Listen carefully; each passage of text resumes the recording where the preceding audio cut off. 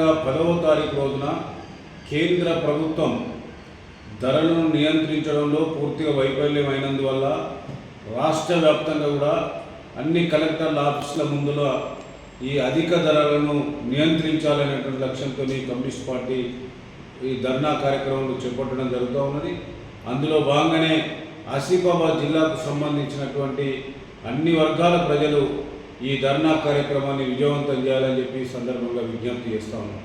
ఇవాళ ఆకాశాన్ని నడుతూ ఉన్నాయి ధరలు. ఇవాళ నిత్యావసర వస్తువుల ధరలు సామాన్య ప్రజలకు అందుబాటులో లేనటువంటి పరిస్థితి వచ్చింది. అసంఘటిత రంగంలో పనిచేస్తున్నటువంటి కార్మికులు ఎవరైతే ఉన్నారో వాళ్ళు ఆరోగ్యకరమైనటువంటి తిండి తినలేనటువంటి పరిస్థితి వచ్చింది.